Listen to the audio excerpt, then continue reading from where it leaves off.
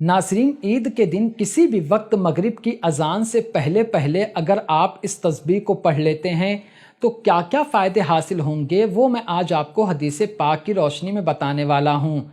आज मैं आपको सुबहान अल्लाहि व बिहम्दिही तस्बीह के बारे में बताने वाला हूँ। ये भी बताऊँगा कि आपको किस तरह पढ़ना चाहिए। अगर आप इसको अपनी ज़िंदगी में मतलब ये कि मामूल में शामिल कर लेते हैं तो आप सोच भी नहीं सकते कि आपको कौन कौन से फ़ायदे हासिल होंगे।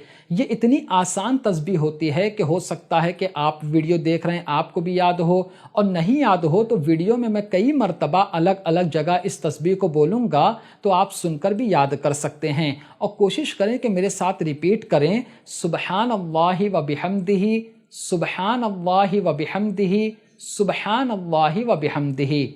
अच्छा, एक चीज़ आप पहले ये सुन लीजिए कि इस तस्बीह को आप ईद के दिन तो पढ़ना ही पढ़ना है। ईद के अलावा भी आप कभी भी पढ़ सकते हैं, आप नमाज के बाद पढ़ सकते हैं, सोने से पहले पढ़ सकते हैं, इसी तरह आप कभी भी पढ़ सकते हैं, आपको फ़ायदे हासिल होंगे। मैं आपको सारी बातें बताता हूँ कि अगर आप नॉर्मल दिन में इस तस्बीह को पढ़ेंगे तो आपको क्या फ़ायदे हासिल होंगे, और वीडियो के आखिर में बताऊंगा कि आपको ईद के दिन अगर इस तस्बीह को पढ़ते हैं तो आपको क्या फ़ायदे हासिल होंगे। मैं 3 हदीस पाक आपके सामने बयान करूंगा, आप काफ़ी गौर से सुने। पहली हदीस पाक नंबर 3484 में है, जो सुनन तिरमिज़ी के हवाले से है। हज़रत सैयदना अबू हुरैरा रदी अल्लाह ताला अन्हु इरशाद फरमाते हैं कि अल्लाह के रसूल तमाम नबियों के सरदार सल्लल्लाहु अलैहि वसल्लम ने इरशाद फरमाया, जो शख्स 100 मरतबा सुबहान अल्लाहि व बिहम्दिही पढ़ता है तो उसके तमाम गुनाह मिटा दिए जाते हैं, अगरचे समंदर के झाग के बराबर हो। नाज़रीन, आप झाग समझते हो किसे कहते हैं? जब लहर आती है समंदर में तो किसी पत्थर वगैरह या किसी चीज़ से जब टकराती है वो लहर तो उसमें बारीक बारीक एक गोल दायरा बन जाता है, जिसे बुलबुला कहा जाता है, जिसे कोई गिन नहीं सकता, बल्कि मशीन भी नहीं गिन सकती। तो फरमाते हैं कि अगर कोई 100 मरतबा सुबहान अल्लाहि व बिहम्दिही को पढ़ लेता है तो उसके समंदर के झाग के बराबर गुनाहों को अल्लाह ताला माफ़ फरमा देता है। तो मतलब ये हुआ कि अगर आप इस तस्बीह को पढ़ने की आदत बना लेते हो तो आपके तमाम गुनाह माफ़ हो जाएंगे। अब आप दूसरी हदीस पाक सुनिए। किताब मजमूअ ज़वाइद जिल्द नंबर 2 की हदीस पाक नंबर 16885 में है। हज़रत अब्दुल्ला इब्ने अम्र रदी अल्लाह ताला अन्हु से रिवायत है कि अल्लाह के रसूल सल्लल्लाहु ताला अलैहि वसल्लम ने इरशाद फरमाया, जो सुबहान अल्लाहि व बिहम्दिही पढ़ता है तो उसके लिए जन्नत में खजूर का एक दरख्त लगा दिया जाता है। सुबहान अल्लाह। अब आप तीसरी हदीस पाक सुनिए। उसी किताब मजमूअ ज़वाइद जिल्द नंबर 10 की हदीस पाक नंबर 16886 में है। हज़रत सैयदना अबू उमामा रदी अल्लाह ताला अन्हु से रिवायत है कि खातिमुल मुरसलीन रहमतुल लिल आलमीन सल्लल्लाहु अलैहि वसल्लम ने इरशाद फरमाया, जिस शख्स के लिए रात में इबादत करना दुश्वार हो, इसी तरह जो शख्स अपना माल खर्च करने में बखेली यानी कंजूसी से काम लेता हो, या दुश्मन से जिहाद में कोई शख्स डरता हो, तो वो सुबहान अल्लाहि व बिहम्दिही ज़्यादा से ज़्यादा पढ़ा करे, क्योंकि ऐसा करना अल्लाह ताला को अपनी राह में सोने का पहाड़ सदका करने से ज़्यादा पसंद है।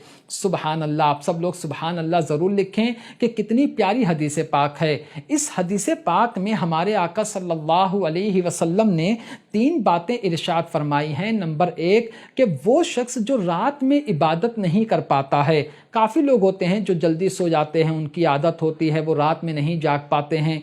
इसी तरह जो लोग रात में इबादत नहीं कर सकते हैं तो उनको चाहिए कि वो ज़्यादा से ज़्यादा चलते फिरते उठते बैठते नमाज के बाद सुबहान अल्लाहि व बिहम्दिही पढ़ने की आदत बना लें। दूसरी चीज़ आका सल्लल्लाहु अलैहि वसल्लम ने यह फरमाई कि जो शख्स माल को खर्च करने में कंजूसी या बखीली से काम लेता हो, हालांकि माल को खर्च करने में कंजूसी से काम नहीं लेना चाहिए, ताकि इंसान जब बरकत की अगर तमन्ना रखता है तो फिर उसे कंजूसी तो से बहुत दूर रहना चाहिए। तो फरमाते हैं आका सल्लल्लाहु अलैहि वसल्लम के जो शख्स मतलब ये कि अपने माल को खर्च करने में कंजूसी से काम लेता हो तो उसको चाहिए कि वो ज़्यादा से ज़्यादा سبحان اللہ و بحمدہ پڑھا کرے۔ اسی طرح جو شخص دشمن سے جہاد کرنے میں ڈرتا ہو تو اسے چاہیے کہ وہ زیادہ سے زیادہ سبحان اللہ و بحمدہ پڑھا کرے، کیونکہ ایسا کرنا یعنی یہ تسبیح پڑھنا اللہ تعالیٰ کو اپنی راہ میں سونے کا پہاڑ صدقہ کرنے سے زیادہ پسند ہے۔ تو آپ سب کو چاہیے کہ اس تسبیح کو پڑھنے کی عادت بنا لیں۔ تو یہ تسبیح اگر آپ نارمل دن میں پڑھتے ہیں، کسی بھی مہینے میں پڑھتے ہیں، تو آپ کو یہ ثواب حاصل ہوگا۔ اب میں آپ کو یہ بتاتا ہوں کہ اگر آپ عید کے دن اس تسبیح کو پڑھتے ہیں تو آپ کو کیا کیا فائدے حاصل ہوں گے۔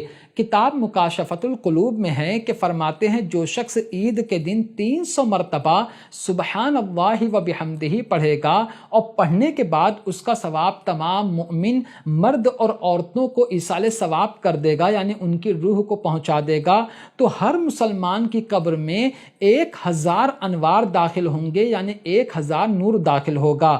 اور جب وہ پڑھنے والا بندہ کل کو مرے گا، جب اس کا انتقال ہوگا تو اس کی قبر میں بھی 1000 انوار داخل ہوں گے۔ تو ناظرین، آپ سوچ نہیں سکتے کہ مشکل سے 10 یا 15 منٹ آپ کو لگے گا یہ تسبیح پڑھنے میں 300 مرتبہ عید کے دن، لیکن اس کا ثواب کتنا ہے کہ آپ سوچ بھی نہیں سکتے۔ بس آپ کو کرنا کیا ہے، آپ کو عید کے دن صبح سے لے کے مغرب کی اذان سے پہلے تک کبھی بھی آپ 300 مرتبہ اس تسبیح کو پڑھیے۔ اس کے بعد اس کا ثواب کل مؤمنین مؤمنات کو اس طرح کر کے پہنچا دیں کہ یا اللہ جو بھی تسبیح میں نے پڑھی ہے اس کا ثواب کل مؤمنین والمؤمنات کو، تمام مؤمن مرد اور عورتوں کو پہنچا دے، ایصال ثواب فرما دے۔ اس کے بعد ان کی روح کو اس کا ثواب پہنچے گا، ان کی قبروں میں انوار داخل ہوں گے، نور داخل ہوں گے، اور جب آپ کا انتقال ہوگا، کیونکہ مرنا تو سب کو ہے، آپ کو، ہم کو، سب کو مرنا ہے، تو جب ہم مریں گے، جو پڑھنے والا بندہ مرے گا تو پھر اس کو بھی اس کا ثواب اور اس کے قبر میں انوار داخل ہوں گے۔ تو ناظرین، یہ چھوٹی سی تسبیح سبحان اللہ و بحمدہ، اس کو آپ بھی یاد کریں، مرد کو بھی پڑھنا چاہیے، عورتوں کو بھی پڑھنا چاہیے، بچوں کو بھی یاد کرا دیں، اور اس ویڈیو کو آپ اپنے گھر کے تمام لوگوں کو دکھائیں تاکہ وہ عید کے دن بلکہ عید کے بعد بھی اس مبارک تسبیح کو پڑھنے کی عادت بنا لیں، کیونکہ اس کے اور بھی بہت سے فائدے ہیں جو میں انشاءاللہ کبھی اور ویڈیو بنا کر آپ کو بتاؤں گا۔ تو امید کرتا ہوں کہ ساری باتیں آپ کافی اچھی طرح سے سمجھ گئے ہوں گے۔ تو آج کی ویڈیو میں صرف اتنا ہی۔ السلام علیکم۔